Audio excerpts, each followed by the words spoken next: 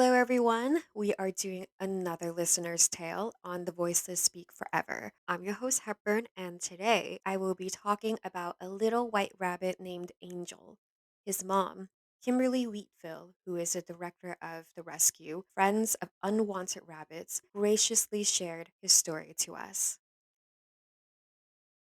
Angel's story is not for the faint of heart. It is a heartbreaking realization that simple negligence would have been a blessing compared to the horrific mistreatment and assault this poor, sweet boy suffered. On a feverish August night in 2014, piercing screams were heard throughout a neighborhood in Roseville, California. Placer Animal Control was called to investigate the incident, and upon arriving in the adjacent field, they discovered that the chilling pleas for help were being emitted from a tiny white rabbit. He and another rabbit, who unfortunately was never found, had been abandoned in the vacant field. But Angel's agony was not merely due to severe emaciation and starvation. He had been shot with an arrow through his back, and the arrow had pinned him to a fence. Because rabbits are prey animals, they purposefully do not create noise as it could draw attention and potentially predators. Consequently, when one hears a rabbit scream, it is because the rabbit is in excruciating pain and is likely dying. The screams are blood curdling and never forgotten. While one might think that this was the point in Angel's story where his luck would turn, tragically, his suffering did not stop in the field. The animal control officer clipped the arrow from the fence and rushed him to an after hours emergency veterinary hospital. Although the veterinary staff did remove the arrow, unfortunately, they did not treat him beyond that. On death's doorstep, Angel was left huddled in a small metal cage without pain medication, antibiotics, fluids, food, or any comfort. The sheer hopelessness and anguish that Angel felt was so apparent that even a photograph captured it.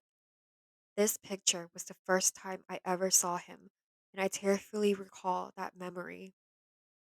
Angel had been failed by humans 3 separate times.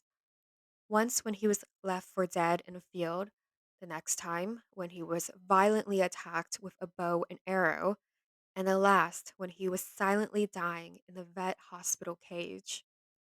Upon receiving a call from the animal control officer at 3 p.m., I immediately intervened on Angel's behalf. Through my dedicated team of fur, or Friends of Unwanted Rabbits volunteers, and loyal certified exotic vets, we rushed Angel to Dr. McRoberts, where she immediately treated him. Tragically, poor Angel did not realize he had been rescued, that he was safe, and that his ordeal was over. He was so heartbroken by the abhorrent behavior he endured that he lost his will to live. The next day, the day before coming to my home, Dr. McRoberts performed surgery to clean Angel's wound, and she discovered that the arrow narrowly missed his spine. This miracle, as well as the other good deeds done to save and protect his life, inspired his name, Angel. I vowed that he would never be harmed again, so he became a fur sanctuary rabbit and would always live under my care.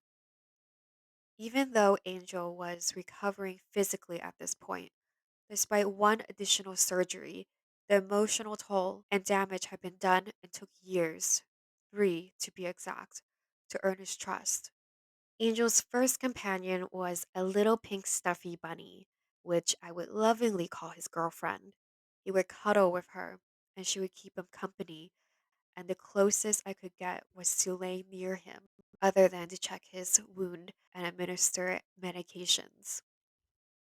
Today, Angel is bonded with two other sanctuary rabbits, Kiki and Bambi.